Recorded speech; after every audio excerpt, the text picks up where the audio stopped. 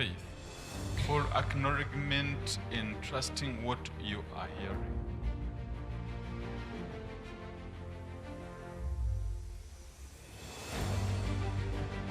Faith comes from hearing and hearing the word of God.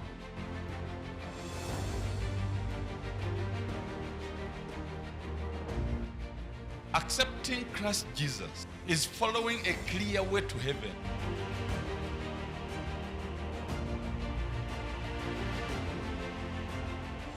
I have decided to follow Jesus. I have decided to follow Jesus.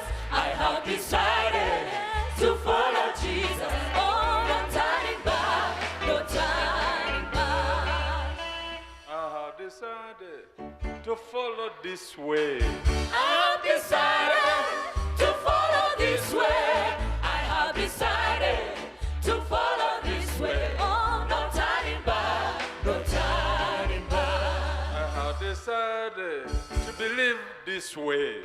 I have decided to believe this way. I have decided to believe this way. Oh, no turning back, no turning back.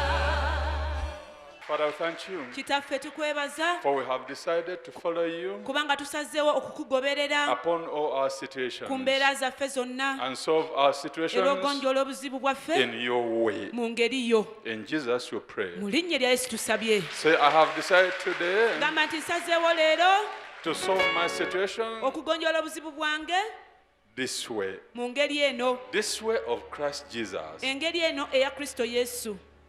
So our topic, Kale nno omutwe gwaffe ogwa leero have faith in Christ Jesus. gugamba nti bano okukkiriza mu Kristo Yesu. Why should you believe in God? Lwaki oteekwa okukkiriza Katonda? Nobody came because he wants to come. Tewali yazze kubanga ayagala okujja, Your situation has brought you here. naye embeera yo yeekuleese wano. Believe in God's ability. Kkiriza mu busobozi bwa Katonda. Acquire God's ability. Funa obusobozi bwa Katonda. Have faith in God simply means acquire God's ability Bano okukkiriza mu Katonda mu bwangu kitegeeza nti funa obusobozi bwa Katonda in solving this issue brought you here. mu kugonjoola ensonga eno eyakuleese wano. How are you going to deal with this situation before you? Embeera eno eri mu maaso go ogenda gikolako otya? You have already tried it Wagigezaako dda and you failed somehow. n'olemererwa mu ngeri emu, With the friends, n'emikwano, with the relatives, n'ab'eŋŋanda, and others. n'abantu abalala n'engeri endala. What you are looking for here Ky'onoonya wano is the ability bwe of God busobozi bwa Katonda in dealing with your situation. okukola ku mbeera yo. Look at God Tunuulira Katonda and His word, n'ekigambo kye, not the words of people. so si bigambo by'abantu. They may be your friends. Bayinza okuba mikwano gyo. They told me this. Nze baŋŋamba kino, That will not solve your problem. ekyo kye baakugamba tekijja They kugonjoola told you buzibu. everything, but your problem remained unsolved. Baakugamba buli kigambo kyonna naye ekizibu kyo oba obuzibu bwo ne busigalawo nga tebugonjoddwa. So what they said will not work. Kati bye baakugamba tebijja kukola. What Kakande say will work. Naye kakande kyakugamba leero kye kijja okukola. Acts of Apostles 12. Ebikolwa 5. by'abatume essula ya 12 onyiri lwa 5. Peter was therefore kept in prison, but constant prayer was offered to God for him by the church. Why did they offer their prayer to God? Lwaki baasaba essaala yaabwe eri Katonda? Because Peter was in prison. Kubanga Peetero yali mu kkomera. They believed God, Bakkiriza Katonda, not only God, si Katonda yekka, but God's ability in removing Peter from the prison. naye obusobozi bwa Katonda okuggya Peetero mu kkomera. That is what they believed. Ekyo kye bakkiriza. So whatever should be done by God, Kati buli kyonna Katonda kyateekeddwa the okukola. church is here today Ekkanisa eri wano to olwaleero offer prayer to God okusaba eri Katonda on your behalf. ku lulwo. Hallelujah. Amen. And I believe Era nzikiriza in a moment from now, dakiika yonna okuva you'll kati be out of ogenda that kuvaayo mu situation. mbeera eyo. Have faith Bana okukkiriza in God's mu ability. busobozi bwa katonda. Whatever the prison Buli today, kkomera lyonna mw'oli olwaleero whether prison of oba poverty, kkomera lya bwavu, the church has decided to offer ekkanisa prayer to God esazeewo okusaba for you. katonda ku lulwo. Whether prison of sickness, whether prison of hatred, whether prison of Oba confusion, kkomera lya kutabulwatabulwa. the church has Yo ng'ekkanisa decided to offer prayer. esazeewo okusaba essaala sinziggu. for those who want to commit their life to Kati eri Jesus. bannaffe abaagala okuwaayo obulamu bwabwe eri Yesu. Say, oh Lord Jesus, Ganti ayi Mukama wange Yesu, I'm here today ndi wano olwaleero believing in you. nga nkukkiririzaamu, I give my life mpaayo obulamu bwange unto you. gy'oli. Everything has to do with me. Buli kyonna kyonna ekyange I give it unto you. nkiwaayo gy'oli. From today, Okuva leero I declare nangirira that I'm in you, Jesus, nti ndi munda mu ggwe ayi and Yesu. Jesus, you are in me. Yesu naawe oli mu nze. Write my name Wandiika erinnya lyange clearly in the book of life. butereevu mu kitabo ky'obulamu.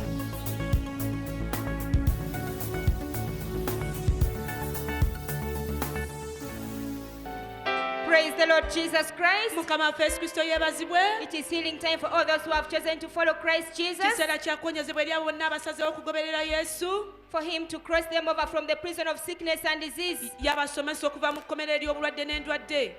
Here the emergency section are many in pain and inability. Wano mu kifo ekisabirwamu waliwo bangi abali mu bulumi n'obutasobola. And we are starting with Brother Tuhame Alan. Tutandise n'owooluganda Tuhame Alan. He has difficulty in walking fast Alina obuzibu mu kutambula ng'ayanguwa. because of a painful wound at the back of the foot, Kubanga alina ekiwundu emabega eno ku kisinziro ky'ekigere. following being cut by a machine. Mashini yamusala. That's Brother Alan. Oyo y'Oganda You can Alan. see him limping Mulaba ng'awenyera. because of the pain he has in this wound. Olw'obulumi bw'alina mu kiwundu kino. He has come to follow Christ Jesus for his healing. Nze okugoberera Yesu Kristo ku lw'okuwonyezebwa kwe. Watch this special prayer going on for Brother Alan Essala enjawulo esabirwa Oluganda Alan as the man of God is stamping his foot. ng'omusajja wa Katonda alinnya ku kigere kye. Brother Alan too is stamping his Mwami foot. Alan naye alinnya ebigere bye bulungi nnyo. Thank you, Jesus. Weebale nnyo He Yesu. can now step down properly. Anasobola okulinnya bulungi wansi. webale yesu okumponya Thank How you, is it? Jesus. Kati owulira otya? kati mpulira bulungi sebo. Now I feel fine. To God be the glory. Ekitiibwa kiddire Katonda. Next is Brother Kakande Moses. Azeeko ye mwami Kakande He has Moses. difficulty in rising up, in walking and Akalumizibwa mu sitting for kutambula long. mu kuyimuka n'okutuula mu kiseera He ekiwanvu. has pain in the anal region Alumizibwa emabega gy'afulumira caused by hemorrhoids. kubanga alina ensonda Watch the agony on ez'emabega. his face, proving the pain he's going through. Mulaba obwenyi bwe bujjudde ennyiiko kakasa obulumi bwonna bw'ayitamu. He has difficulty in walking, like you see, Akalumizibwa mu kutambula nga bwe mulaba. because he has so much pain in the anal region. Kubanga alina obulumi bungi nnyo emabega gy'afulumira. He too has come to Jesus for his healing. Naye azze eri Yesu Kristo olw'okuwonyezebwa kwe. Okay. Give me the same chair. Kale mumpe akatebe ke kamu k'abadde atuddemu Alani. Is it not the chair? Kano si ke katebe mw'obadde otudde? Eh? Yes, it's the Okay, let one. me sit in your chair. Kale kantuule mu katebe ko. Watch, brethren, the moment man of God took a posture to sit in the place where Brother Moses was seated, Mulaba abooluganda mangu ddala ng'omusajja wa Katonda atuula bw'ati mu katebe kennyini omwami ono mw'abadde Brother atudde. Moses has been touched by the power of God, Mwami Moses akwatiddwako amaanyi ga Katonda. as every pain in the anal region is being uprooted. Ng'obulumi bwonna busigukululwa bazze nabwo gy'afulumira. Watch, brethren, Mulaba abooluganda. this special prayer that is going on. Essaala ey'enjawulo eno egenda mu maaso. The man of God has placed the same chair where he was seated on top of him. Akatebe ke kamu omusajja wa Katonda kabadde atuddemu akamutaddeko. What is going on down there? Kiki ky'owulira wansi eyo? Kyagenda manju. I want to go to the toilet. Okay. Now go to the Kale toilet. edduka ssebo, genda mu toilet. Remember, he came with difficulty in passing out stool, Mujjukire yaze nga akalubizibwa mu kufuluma. all because of these hemorrhoids. Kubanga abadde alina ensonda emabega gy'afulumira. The brother has said that he wants to go to the toilet, Oluganda agambye ayagala kgenda mu toyireeti. meaning that Jesus has healed him. Kitegeeza nti Yesu Kristo amuwonyezza. Clap for Jesus! Kubira Yesu mu ngalo. With God, all things are Mu possible. Katonda ebintu byonna bisoboka. Let's see the man who went to the toilet. Katulabe omwami oli eyagenze mu kabuyonjo okweyamba. Watch, brethren, our brother Moses. Mulaba abooluganda muganda waffe Moses He has just come back from the toilet. akomyewo mu kabuyonjo. He's going to tell us what happened. Agenda tuwulira ki ekibaddewo. Kakande Moses My name is Kakande Moses nviridde Mpereerwe from Pererwe. nazze wano nga nina obuzibu bw'okufuluma emmanju I came here with difficulty in passing out stool. nalwala waliyo engeri y'akazimba akakwata emmanju I have hemorrhoids. kati nga nvaayo omusaayi era nga ngezaako kufuna toilet paper nenteekayo omusaayi guleme kuba nga gugenda mu mpale. I've been bleeding, so I would get tissue and insert it in my anal region so that I don't stain my panties. Kitutte ewiiki nnamba nga kiri bwe kityo I've had this pain and sickness for 1 week okutuusa we nagambye kanzije nabbi kakande ansabire until when I decided to come to Prophet Kakande to pray for me. era nabbi kakande wansabidde Once Prophet Kakande prayed for me, ne mpulira nga njagala genda manju mu budde obwo. immediately I felt the urge to go and ease myself in the toilet. Ngenze mu toyireeti I've gone to the toilet. abooluganda nfulumye bulungi. Brethren, I've defecated very well. Ekyewuunyisa Surprisingly, sirabye ku musaayi nga neerongoosa when I was cleaning myself after using the toilet, I didn't see any blood. ate mbadde ngusuubira kubanga ekyo ekyomusaayi kitutte akabanga akaweerako ddala. Yet I expected to see blood because I've been bleeding for a long time. N'eddoboozi lino mbadde soogera. I also had a hoarse voice. Maama wange wakanjulira owo ne mukwano gwange Ashirafu. My mother at home can witness, also my friend Ashraf. Naye musajja kuno olunsabidde But once man of God kati prayed nsobola for me, n'ovaamu eddoboozi bwe now riti. my voice is loud and clear. Wabaddemu n'amawamuno mangi. I had sores in the throat. Neebaza Yesu okumponya. I thank Jesus for healing me. Neebaza ne Nabbi Kakande okunsabira. I thank Prophet Kakande for praying for Kitiibwa me. n'ettendo mbiddiza Mukama. Glory and honor back to the Now Lord. what do you believe? kati ki ky'okkiriza Moses? Nzikiriza nti Yesu Kristo yazuukira ku lwaffe I believe that Jesus Christ resurrected for us, era asobola naffe otuzuukiza mu buli kimu. and he can resurrect us also in everything. God bless your life. katonda awa omukisa obulamu bwo. Remember, you saw an animal as if it was producing in Wa- the dream. mu kirooto walaba ensolo ng'eringa ezaala. Musajja kano kyeyogedde kituufu. Man of God, what you've said is true. Olwaleero ekiro nga bukya Last night, ndoose kibadde nga muyaayu as it was coming to morning, I dreamt a wild cat, nga kya bbulaaka. black in color. Naye mbadde nfulumye mu nju I'd gone outside the house, ngenza okulengera nenga kya bbulaaka ekiri wansi w'ekitanda. and then I saw something black under the bed. Kati kivuddemu ebintu bibadde nga byana bibadde nga olaba wabukamuje kamuje ebitowe ebityo. As if young Kiba- cats were coming out of it. Era nkyekanze nnyo ne nkwata omuggo njagala okikuba. It was producing. So I got so scared and I wanted to hit it with a stick. Era nabbi kyogedde kituufu kubanga wansi awo kibadde ng'ekizaala kuba ebito bye bisoose ovaayo bivuddeyo kimu ku kimu nga mbirabira ddala ne ŋŋamba nga naye kyo nkirengera nakyo wansi w'ekitanda. Prophet, what you've said is very true, because I saw the young cats, the baby cats coming out one by one, and I could see the big cat just under the bed. So this is regards your business Kati- issue. kati nno kino kikwatagana n'ensonga za bizinensi yo. You have competition somewhere, olina okuvuganyizibwa Somewhere. awantu awamu and your income has dwindled now. era ebyenfuna byo bizze bikkira ddala.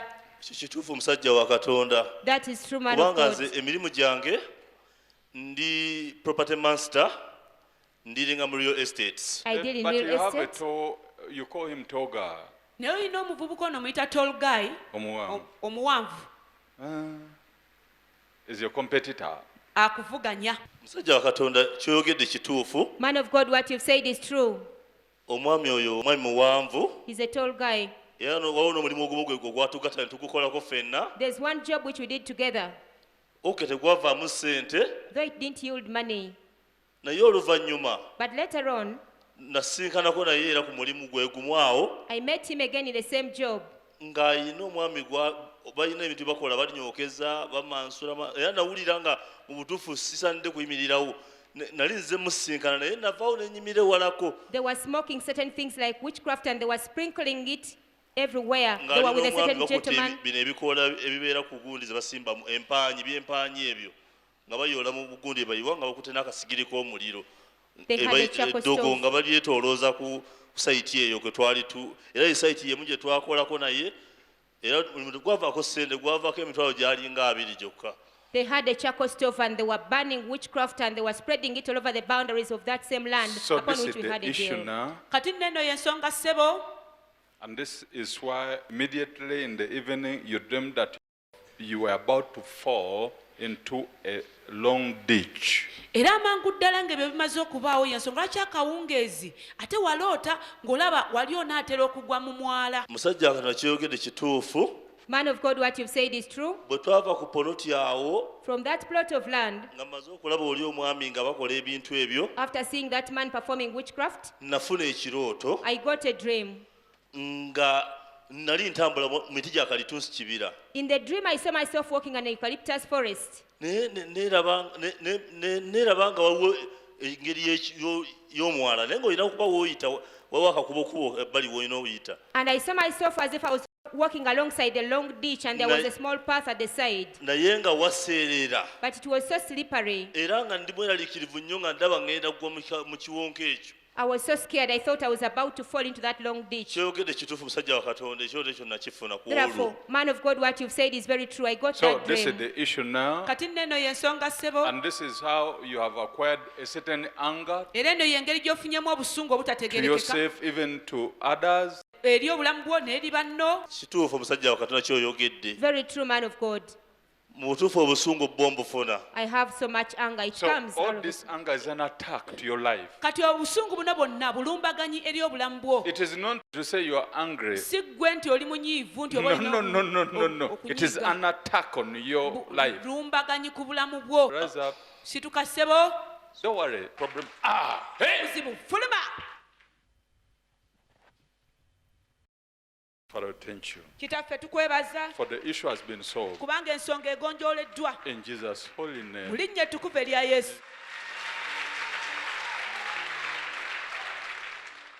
There is a man who takes you on boda. waliwo omusajja akutwalako ku boodabooda. Change the people Kati who carry you. kyusa abantu abakuvugako. He always carry you on boda, but musajja ono ye atera okuvuga ku boodabooda.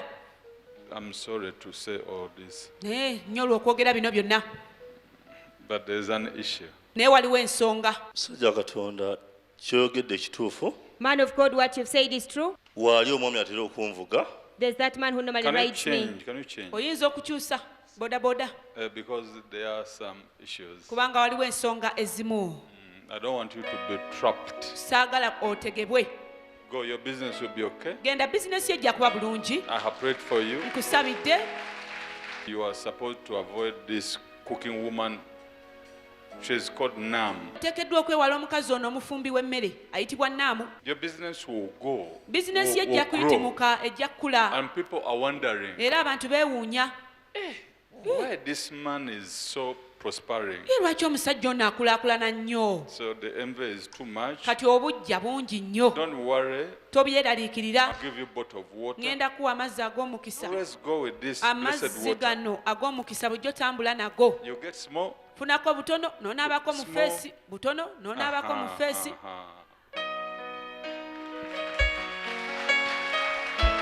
musajja wa katonda kyoyogedde kituufu Man of God, what you've said is true. obunabbi bwompaddeko omuwala afumba emmere gwe bayita naamu The prophecy about the cooking woman called mumanyi Namu. oyo omuwala I know that girl. afumbira mmere awo empereerwe She cooks food from there in Pererwe. sirikako naawe.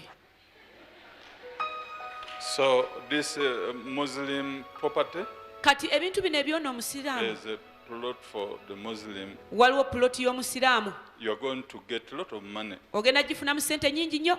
So don't take it as if it is not. They come, they go, but there is money. bajja ne bagenda balambulako naye tokisaagiramu awo waliwo ddiiru. nabbi kyoyogedde kituufu Prophet, what you've said is true. amazima nange nambuzaawoko abantu basatu The truth, I've so far taken 3 people to inspect the same place. ettaka yali nkwasa nditunde naye mbadde nakalambuza basatu nga tebagula He handed me the land to sell it, Go but then on, 3 put this people. water there. genda omaasiremu amazzi gano. Just tuduropu tutono nnyo bwe tuti. you are coming here to give your testimony. okomawo wano kuwa bujulizi.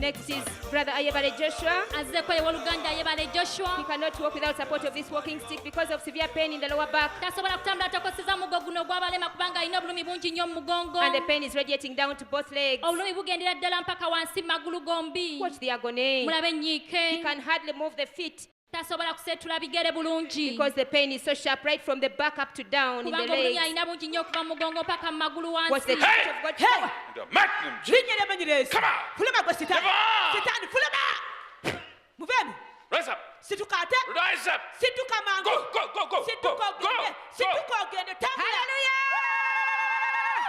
Thank you, Jesus! That is Brother Joshua. Oyo mwami joshua He's free. awonyezebbwa Clap, clap for Jesus. ya yesu kristo mu ngalo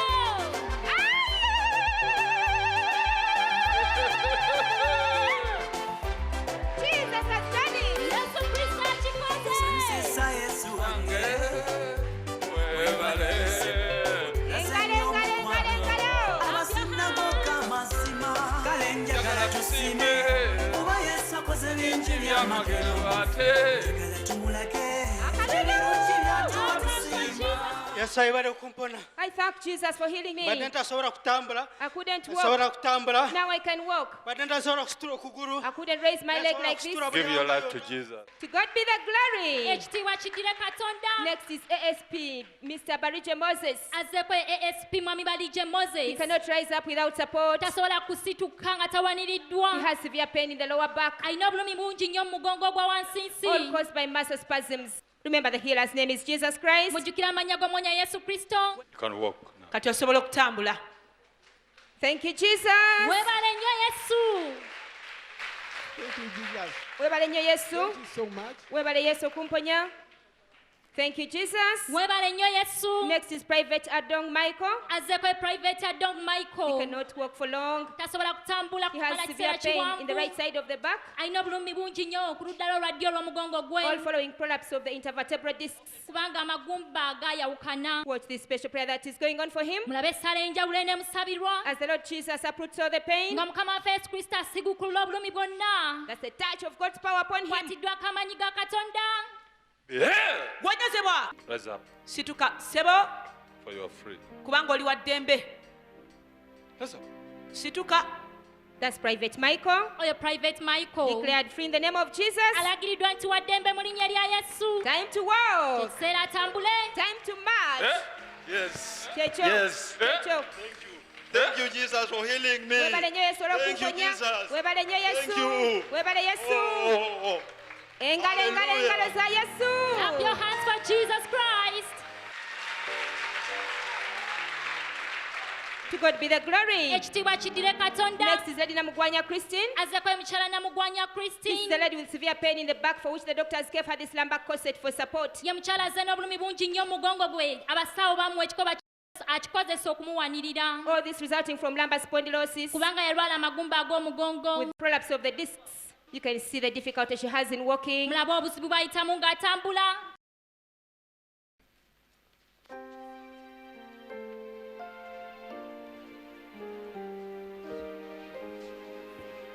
Jesus is the Rise healer. up and go. situka maama ogende You are free. kubanga oli wa ddembe Lady Christine is declared free. mukyala christine alangiriddwa nti waddembe She's rising up. asituka Thank you, Jesus. webale nnyo yesu And this is the lumbar corset she has been wearing for support. kino kyekikoba kyabadde yeesiba okumuwanirira Clap for kubira yesu Jesus. mu ngalo The lady is Yes. free. mukyala Webale waddembe yesu. Thank you, Webale Jesus. Yesu. Thank you, Jesus. Webale Yesu. Thank you, Webale Jesus. Yesu.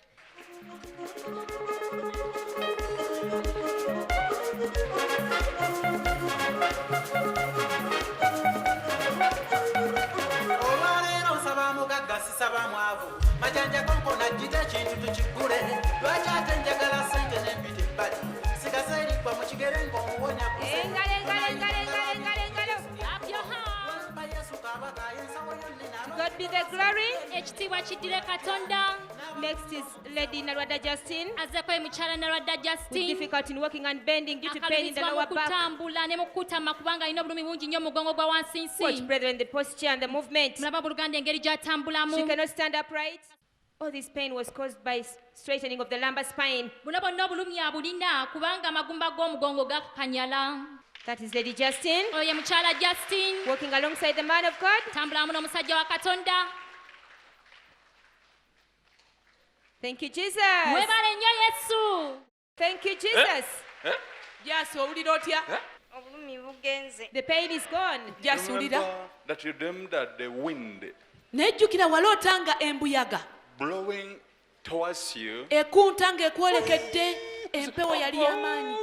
N'ogamba Katonda wange. Kituufu musajja wa Katonda. That is true, man of God. Naloota nga ndi mu kirooto nga ndaba embuyaga entwala naye nga gyentwala siriyo ne nga Mukama Yesu nyamba. Man of God, what you've said is very true. My name is Narada Justine. I got a dream and I saw a strong wind was taking me, but I didn't know to where. And I was crying out to God, oh my God, help what me. is man to you? Musajja ono muyita otya? Mwami wange. He's my husband. In Jesus' name. Mu linnya erya Yesu. He's not a bad man. Si musajja mubi. If a man of God is Mr. Chiinji Duncan, Maaso g'omusajja wa Katonda ye mwami Kiyingi Duncan. you can see the posture in which he's seated. He has difficulty in sitting well because he has severe pain in the anal region. Musobola okulaba engeri gy'atudde kubanga akalubirizibwa era alina obuzibu alumizibwa ene mabega gy'afulumira. Special prayer going on for him Sala enjawulo emusabirwa to be healed of all the pain he has in the anal region. awonyezebwa obulumi bwonna bw'alina emabega gy'afulumira. Father, thank you. Kitaffe tukwebaza. We bless your holy name. Erinnya ly'ettukuvu tuliwo omukisa. Go, you are free. Genda oli wa ddembe ssebo. Thank you, Jesus. Mwebale nnyo Yesu. Webale Yesu. Thank you, Webale Jesus. Yesu okumponya. Thank you for healing Webale me. Yesu okumponya. Thank you, Jesus, for healing me. To God be the glory. Ekitiibwa kiddire Katonda. Here is a brother being supported because he cannot walk without support. Ono waluganda awanirirwa kuba tasobola kutambula nga That's tawaniridwa. Brother Alan with general body pain and weakness. Mwami Alan alumizibwa nnyo mbiri gwonna era munafu. Watch, brethren. Mulabe abooluganda. The Lord Jesus has given him his ability. Mukama waffe Yesu Kristo amuwadde obusobozi bwe. Watch him running. Mulabe ng'adduka.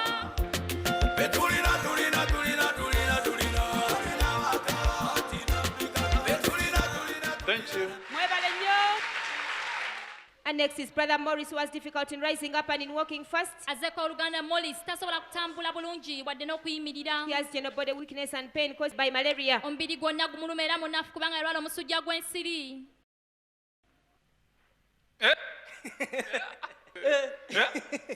Nebaza Yesu okumponya I thank wannange. Jesus for healing me. Mwakayimba. Give him a Oyo gwe bayita song. waaka. That is what we call work.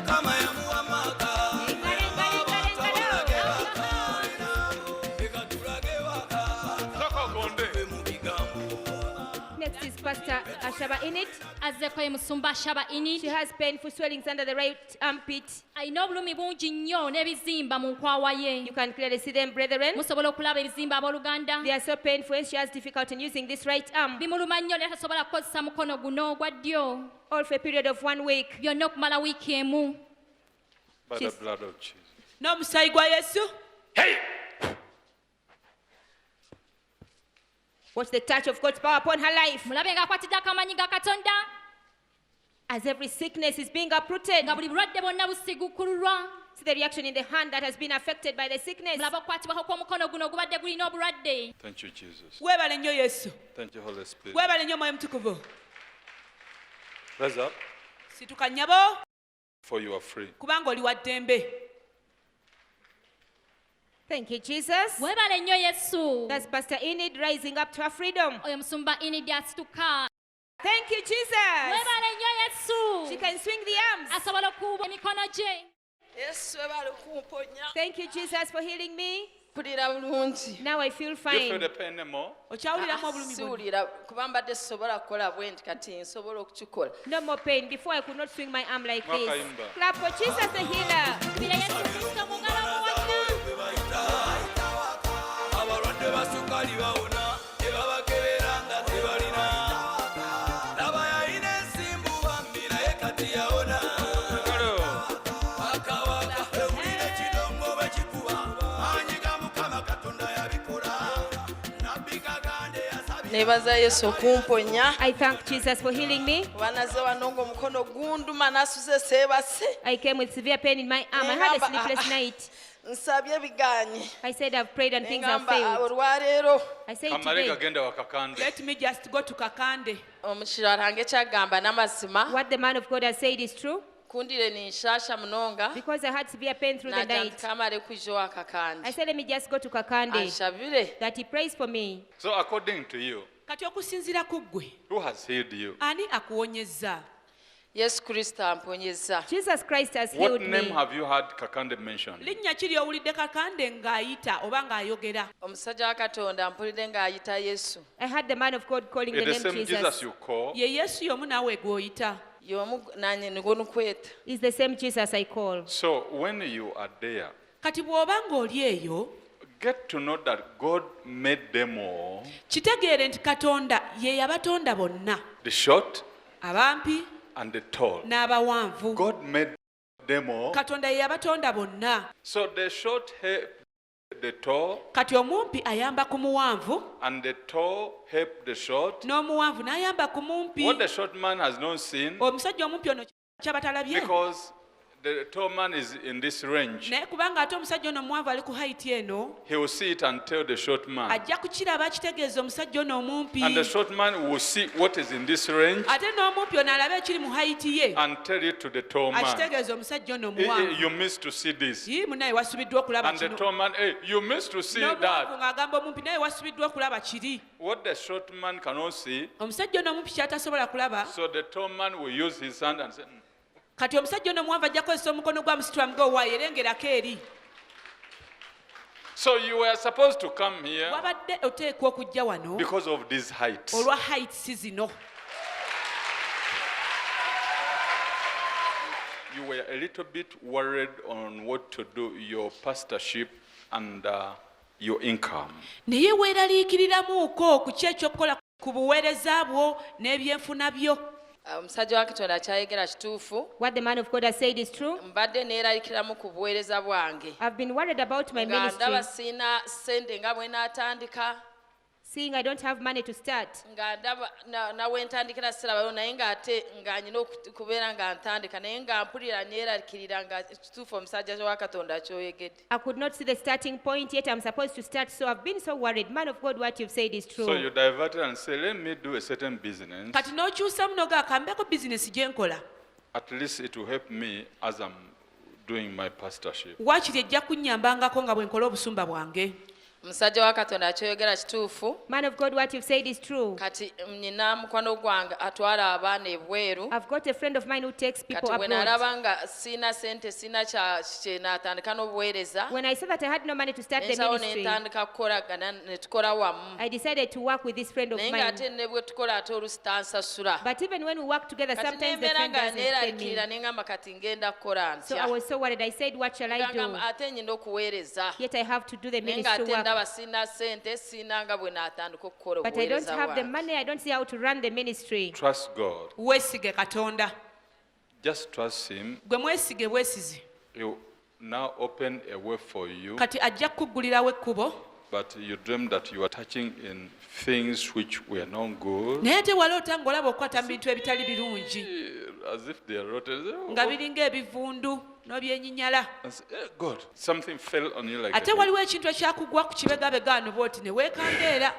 God, what is this? Nogaye Katonda wange kiki kino? omusajja wa katonda akyoyogera ekituufu Man of God, what you've said is true. naloota ng'ankwata mu bintu nga bikyafu I dreamt I was touching certain dirty things, ng'akwata mu bbi as if I was nengenda touching okulanga pieces, ebinsamukira and they splashed on me. kyoyogedde omusajja wa katonda kituufu What 3 you've days said is after true. that, Nnaku 3 oluvannyuma lw'ekirooto ekyo you got this sickness. n'ofuna obulwadde buno Say, God, n'ogamba ayi Katonda wange why you gave me this sickness? lwaki wampadde obulwadde buno? God, Ayi Katonda, any unrighteousness on me, obutali butuukirivu bwonna mu nze ne ku nze.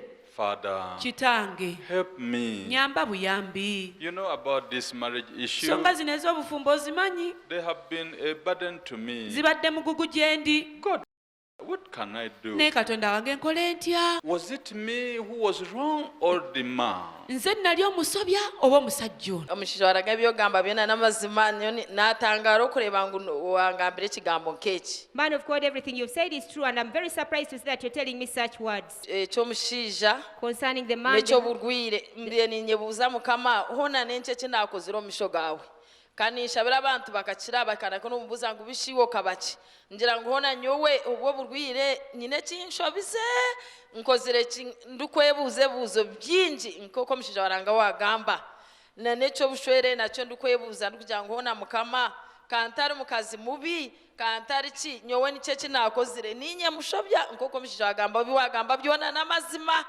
Man of God, everything you have said is very true. Right from the marriage issue, I was asking myself, I'm not a bad woman, but what did I really do wrong, God? Have mercy on me. What did I do? And concerning the sickness, it's also very true. I asked God that, how come I pray for people and they get healed, and now I've got this sickness? Have I done any mistake? Oh my God, what is wrong? So everything you have said is very true. So don't worry. kati weeraliikirira Maybe the Lord has brought you here oba oliawo mukama waffe akuleese wano for a purpose. olw'ekigendererwa. This is the crusade you dreamt hurrying for, eno ye crusade gye waloota ng'oyanguyiriza ogenda and it was a little bit late. ate bwali bukeereye. Omushija warahanga kiwagamba n'amazima. Man of God, what you've said is true. Omushija arahanga nkarota ndi omu crusade mpango. I dreamt I was in a grand crusade. Oriyo noshabira abantu. You were praying for the people. Nanye nkaba ndi omu crusade egyo konka ntagirumu nk'oko abandi babe bagirumu. I was also in that crusade, but I Konka wasn't kwabe noshabira participating. abantu oriyo norabamu oti You were passing through the congregation in the Wampikaho. crusade. You reached me. wanshabira. You prayed for me. wanje ngu ninja kushwerwa obushwere oburukwera You told me kandi I'll nza get- kuzara baro mbwenyo nabiwagamba n'amazima nayo kuwamanya ekirooto ekyo. You told me that I'll get a holy marriage and I'll produce twins. Man of God, I'm surprised how you've come to know about this dream. Clap for Jesus, the wonderful healer. tukubira yesu kristo mu ngalo mwonya w'ekyewunyo Next is Brother Egonyo Justin, who cannot use the right arm to do any work. azzeeko ye mwami egonyi justin tasobola kukozesa mukono gwe kukola kintu He kyonna got a dislocation in the right shoulder kubanga ekibegabega ekya ddyo kyawogoka in a football match. bwe yali ng'asamba omupiira. Watch this special prayer that is going on, brethren. mulabe essala enjawulo enegenda mu maaso abooluganda. See how the brother's hand has been touched mulabe omukono gw'owooluganda ye gukwatiddwako. as the man of God is stretching out his hand in prayer for him. omusajja katonda godde mukono gwamusabira. The Holy Spirit has done the work. omwoyo omutukuvu akoze omulimu gwe. Thank you, Jesus. Webale nnyo Thank you, Yesu. Lord. Webale Yesu. My name is Egonyo Justin. Nze Egonyo Justin. I come from Kakiri. I'm a soldier. Nva Kakirya ndi musirikale. We're playing football in Mukono. Twali tusamba kapiira e mukono. Then I landed badly on the ground. Nagwa bubi ku ttaka. It was on the 19th Ng'enaku of z'omwezi August. 19 ogw'omunaana. Because you had vowed, kubanga wali olayidde if this woman trouble me again, mukazi ono singa addemu okuntawaanya hey, I'll slap, I'll beat her. yamubatula empinja mukuba. God said, okay, katonda naga we shall see how you beat katulabe her. bw'onaamukuba nga nguwogodde. What man of God has said is very true. Omusajja wa Katonda kyayogedde I kituufu confirm nnyo. to it. Kikakasa. Should keep on telling me, let's do this, and I would say, since I'm a man in the house, let me do what I feel I should be doing. And I never used to listen to her. Kituufu musajja wa Katonda kyoyogedde. Omukazi yabeeranga ŋŋamba nti katukole bwe tuti, naye nze nga ŋŋaana nga mugamba nedda kubanga nze musajja mu nnyumba, ndeka nkole kye njagala okukola era nga I simuwuliriza. therefore confirm what man of God is saying is So true. try to listen to her. kati gezaako okumuwuliriza. She is your neighbor oyo mulirwanaawo to help you. okukuyamba. Thank you, Jesus. weebale nnyo yesu. Beautiful man of God is this lady who is lying down in pain. This is Lady Alice. maaso g'omusajja katonda ye mukyalo ono agalamidde wansi mukyala alice. She has severe pain in the lower abdomen alina obulumi bungi nnyo mu lubuto lwe because of inflammation of the fallopian tubes with fluid accumulation. kubanga ensekeze zaalwalira ne zijjula amazzi. And at the same time, she's barren for 3 mu years. kiseera kye kimu mugumba okumala emyaka 3. She has so much pain, therefore she has to be supported like alina this. obulumi bungi nnyo y'ensonga lwaki awanirirwa bw'ati. She too has come for her healing from Christ Jesus. naye zze afuna okuwonyezebwako okuva eri kristo yesu.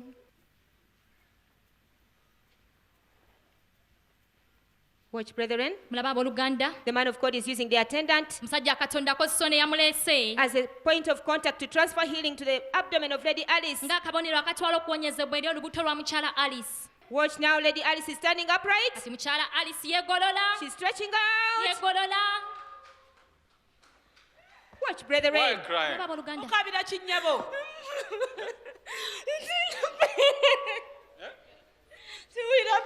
I don't feel any pain. I couldn't stand upright. Brethren, clap your hands for Jesus. tukubira yesu kristo mu ngalo. Lady Alice is free from mukyala the pain. alice waddembe okuva mu bulumi bwonna. Thank you, Jesus. weebale nnyo yesu.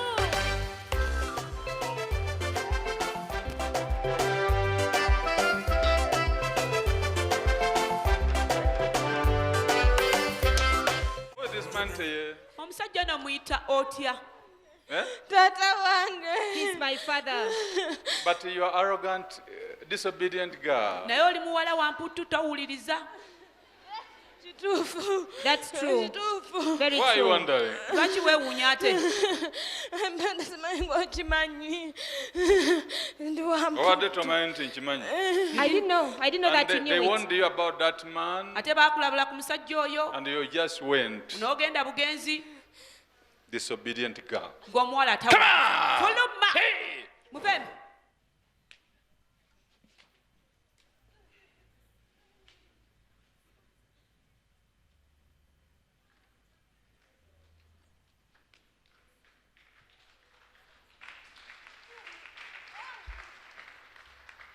You're free. oli wa ddembe? Amannya agange nze Kiweereza Alisi. I'm called Chiweleza Alice Nviiridde Masajja B. from Masajja B. Nazze wano musajja wa Nabbi Samwiri Kakande okunsabira. I came here to the man of God, Prophet Samuel Kakande, to pray for me. W'abadde ansabira n'ampaako obunabbi While praying for me, he gave me a prophecy nti ndi mawagali siwuliza na bazadde bange that I'm a disobedient girl. I don't listen to my n'omusajja parents. gwe baŋŋaana sinagenda mu maaso naye. And even the man they refused me, I continued with him. Musajja wa Katonda kyayogedde ekituufu, omusajja gw'ayogeddeko mumanyi. What the man of God said is very true. I know that man. Abasajja bano bali babiri, sisita wange yabaŋŋaana. There are two men, and my sister refused me to have them or to follow them. Eyasooka yaŋŋamba oyo omusajja wayanguya ogenda naye mu maaso naye nze simwagadde. The first one, she told me that you hurried to go with that man, but I didn't like him. N'owokubiri n'aŋŋamba okuggyako ng'onyumirwa bunyumizi naye manya abo ba puleya tebabeera na bakazi lwa nsonga basereebu. And to the second one, he told me, unless you just have fun with that guy, but he is a celebrity, he cannot have a stable marriage with a woman. Naye nasigala ŋŋenda mu maaso nabo. But I continued with them. Naye okumala nga mbeera nabo But ever since I started living with them, natandika okulumizibwa mu nseke, I started getting pain in my nafuna fallopian payini tubes, y'amaanyi. a severe pain that I got. Bwe nagenda mu ddwaliro ne baŋŋamba enseke zaazibikira When I went to the hospital, they told me that my fallopian tubes were blocked. n'obugumba, and ne baŋŋamba barren. sijasobola And kuzaala. they told me I would not be able to produce children. Nsaba Yesu ansonyiwe, But I asked Jesus to forgive me, nsaba ne bazadde bange bansonyiwe, and may my parents forgive me ne too. sisita wange May ansonyiwe. my sister forgive me too. Neebaza Yesu But I okunsumulula. thank Jesus for delivering me. Amiina. Clap for Jesus, the wonderful healer. tukubira Yesu Kristo mu ngalo muwonyo w'ekyewuunyo. Next is Lady Joyce, who was difficult in walking. Azzeko emukyala Joyce akaluzibwa mu kutambula. She has severe pain in the lower back, Alina obulumi bungi nnyo omugongo wano wansinsi. radiating down to both legs, Obulumi bugendera ddala mpaka mu magulu gombi. caused by muscle spasms. Kubanga ebinywa byekaaka. Special prayer is going on for her. Sala enjawulo Oyo gwe emusabirwa. bayita Watch her waaka. standing straight. Mulabe ng'ayimirira yeesimbye. Leero kyawakana. Are you still Leero arguing? kyawakana. Do you still argue? No, I'm not arguing, man of God. Oyo gwe bayita waaka. Thank you, Jesus. Weebale nnyo Yesu. To God be the glory. Ekitiibwa kiddire Katonda. Here is Lady Jennifer in so much pain. Ono emukyala Jennifer ali mu bulumi bungi nnyo. She has low abdominal pain following a miscarriage. Alumizibwa mu lubuto kubanga yavaamu olubuto. She has difficulty in walking, in getting Akalumizibwa mu up, kutambula mu kuyimirira. and she has a poor obstetric history. She has had 2 miscarriages. Era ebyafaayo by'okuzaala kwe bibi yakavaamu embuto bbiri. Rise up. Situka nnyabo. There is a continued dream of a snake. Jjukira ekirooto eky'omusota ky'oloota ekijja kiddiŋŋana. Amannya gange nze Nakatinda Jennifer, My name is Nakatinda Jennifer nviiridde Kawempe, from Kawempe. Kiyanja Zone. Kiyanja Musajja Zone. Katonda ky'oyogedde ekituufu. Man of God, what you've said is true. Nabbi ndoota nnyo omusota I nga often- guyingira mu nnyumba yange olumu nga gunneezingako. Olwaleero nagulose nga gulina omukyala gwe gwezinga ku kugulu nga waliwo ekinnya. Prophet, what you've said is very true. I often dream of a snake entering my house, and at times when it is coiling on me. Now, last night I dreamt when it was coiling on a certain woman, and over there was a pit. So this is the cause of these miscarriages. Kati omusota guno y'ensibuko y'okuvaamu kuno kw'embuto. And remember, there is a house you people entered. Ate jjukira waliwo ennyumba abantu mmwe mwe mwayingira. It was not all that a clean house. Teyali nnyumba nnyonjo kiri awo. It was in a dirty place near the swamp. Nyumba eno yali mu kifo kikyafu kumpi n'ontobazi awo. Sajja Katonda kyoyogedde ekituufu. Man of God, what you've said is true. Nasooka ne mpangisa mu kayumba kuba naye siina ssente nga kabaawo.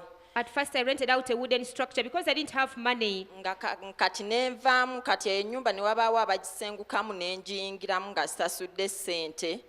Then I left and shifted into a house whereby the occupants shifted away. I occupied it without paying any money. Ye ennyumba musajja Katonda gyogerako, ennyumba eyo yali ya musajja musamize. That is the house, man of God, you're talking about, and it was the house of a witch doctor. Eri mu Kisenyi musajja Katonda kyogera kituufu. It's in the swamp. Man of God, what you have said is true. So this is the issue. Kati neno y'ensonga. This particular woman you are talking about, you seen the dream, Omukazi ono gw'oyogerako gw'olaba mu kirooto. was staying in that house Yali abeera mu nnyumba eyo. and she died Naye yafa in a mysterious way. mu ngeri Hey! Come on, Satan! gwe sitaani fuluma By the blood of Jesus. n'omusaayi gwa yesu Devil! sitaani fuluma Every knee must bow down. buli vvivi liteekeddwa okuvunnama Every tongue confess buli lulimi lwatule that Jesus is the Lord. nti yesu kristo ye mukama waffe Snake. gw'omusota fuluma Hey! muveemu By the blood of Jesus. n'omusaayi gwa yesu Now you're free. kati oli wa ddembe. Clap for Jesus. tukubira yesu mu ngalo. Yeah? Musajja Katonda kunsabira ebala Yesu okumponya. Thank you, man of God, for praying Oluganda for me. omutwe gubadde Give a gunnuma chair. nnyo. Thank you, Jesus, for healing me. Brethren, I had a Sit, severe sit. headache. tuula Omutwe gubadde gunnuma nnyo nabbi okuva wano paka eno ku nsingo nga sobola kutama sobola kukola kintu kyonna. I That had a was severe the work headache. of the snake. ogwo nno gwe gubadde omulimu gw'omusota. I had a severe headache with pain radiating up to the neck. I could not do any activity.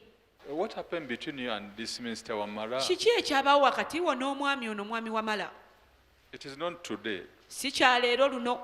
Omwami omuwanvu This tall gentleman eyambalanga ebitengi oluusi who sometimes could put on bitenji alinamu n'entumba katono and he could oli bow like muwanvu this. muwoggovu. He was a huge man, stout. Bawamala oyinza obeerabira. Can you forget the Wamalas? Musajja Katonda kyogera kituufu. Man of God, what you've said is true. Mujjukidde ali musajja muwanvu I remember he was a tall man. ng'era atera okwambala He ebitengi. normally wore bitengis. Naye omwami oyo mwaka akayumba mwe nsoose okugamba kaali ka bibaawo. In the wooden house I first stayed, which I talked about, Yali ayagala ndowooza oba kunkwata. I think that man wanted to rape me from there. Kati omusajja oyo ne wabaawo olutalo olw'amaanyi nga bayomba n'omuntu omu. There was a big war, and this man was quarreling with someone. Nze nali ngenda kunaaba amazzi ne ngeesonyiwa ne siganaaba ne ŋŋamba bano batandise entalo zaabwe kannyingire. I was going to bathe, so when I heard them quarreling, I said, let me not go to bathe. Let me just enter my house and lock myself inside. Ne nnyingira mu kayumba kange. So I entered my wooden house. Awo ne batandika olutalo lwabwe ne baluvaako ne batandika okujja okunnumba nze. Then they stopped their fighting and they came to attack me. Oyo omwami n'okufa yafa. That man even died. Naye nga alabika yali ekigenderwa kye kyakundeepinga kuba nasooka ne mulootako ku kirooto ng'aliwa ŋŋamba wuyo ajja agenda kureepinga. But I think his intention was to rape me because I first got a dream earlier on when someone was telling me that he is there coming and he's coming to rape you. So this man is still moving in your life Kati omusajja ono akyatambulira mu bulamu bwo because even at night you fear kubanga n'ekiro otya as if somebody is coming to rape you. weekengera ng'olinga awulira omuntu ajja okukwata olw'empaka. Musajja Katonda ky'oyogera kituufu. Man of God, what you've said is true. Ebiseera ebisinga ndoota nnyo omuntu ng'aggulawo oluggi lwange ng'ayingira n'enzuukuka n'entuula. In most cases, I dream someone opening my door and Abeera entering musajja. a man. So I wake up and sit. It came some time back, your womb want to come out. Kati ate kyajja ekintu kino ebiseera emabegako kyajja ng'owulira nga naba neesowokayo evaayo. Musajja Katonda kituufu kituufu. Man of God, that's very True. true. Very true. Nali ndi eyo bunnamwaya nga nina gye ŋŋenza okukola. I'd gone somewhere to Bunamwaya for work. Kati nali mu kinaabiro bw'enti nga njoza. As I was washing clothes in the bathroom, Ne mpulira ekintu ekinfuluma bwe kiti I felt something coming out of me, nga kiva eno mu bukyala bwange ne nsitama prolapsing from my private parts, and I squatted. ne neekuniza nnyo And I pressed my legs together. ne ne kimala ne kigenda naye saakifaako olw'okusatu bwe lwatuuka ne ntandika okulaba bleeding. Afterwards, it subsided, but after 3 days, I started bleeding. I'll give you holy water. ngenda kuwa amazzi amatukuvu. You want to take this? Genda otwala amazzi gano. The twins you dreamt, Abalongo be waloota they are now what you are going to conceive. kati lwe lubuto lw'ogenda okufuna. Give me another one. Mpaayo amazzi amalala. The Lord will give you money. Mukama ajja kuwa ssente. Take the water. Nywa amazzi ago.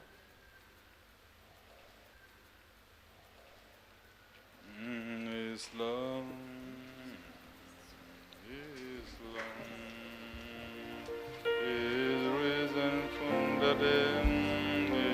Islam. Give thanks to Jesus. twebaza yesu kristo. Musajja wa Katonda kituufu ebbanga ddene ndoota abalongo. Prophet, what you've said is true. For a long time, I've been dreaming twins. Thank you. Naalongo weebale nnyo. And before man of God is Lady Mbabazi, who is rising up with a lot of difficulty. maaso g'omusajja katonda emukyala mbabazi asitukira mu bulumi ne mu She kalubirizibwa. has severe headache, omutwe gumuluma nnyo. with general body pain and weakness. omubiri gwonna munafu era gumuluma. The cause is not established. ensibuko yaakyo temanyiddwa. Lwaki temanyiddwa? Rise up. Why is it not established? Situka nnyabo. You are lonely. Owuubaala. These marital issues. Songa zino ez'obufumbo. Where is your husband? Ye omwami waaliwa.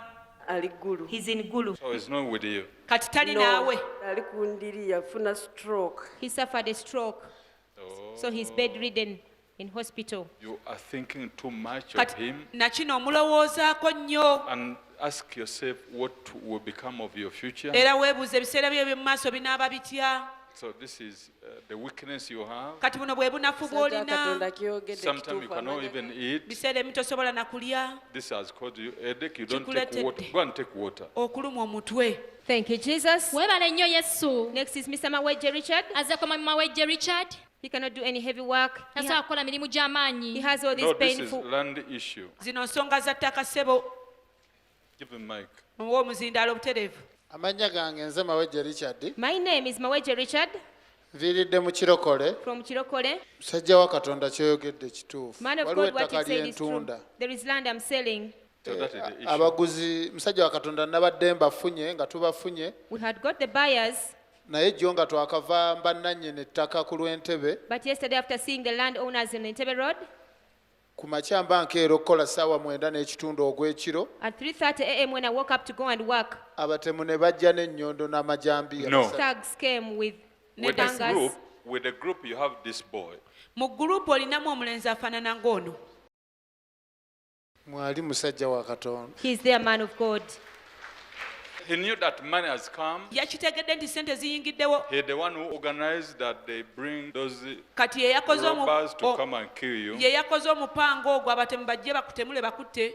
Era wawulidde omuntu nga ne mukutula omugongo, And you mukutula heard someone omugongo. saying, break his back. Musajja wa Katonda omuvubuka gw'oyogerako mmutegedde bwe tuli mu ddiiru I know the young man you're talking about. He's there in our deal together with us. afaanana ng'oyo omwami gw'ondaze. He resembles the gentleman you have shown me. Kati mba nzuukuka ekiro ŋŋenda okukola. When I was waking up early in the morning, early at night, at dawn to go and work, Musajja wa Katonda nsanga abaami ng'abo basatu mu kisaakaate mu ensula baabuuka baayita waggulu I met 3 men nga similar balina to that one. amajambiya n'amannyondo. They jumped over the fence. They had pangas and hammers.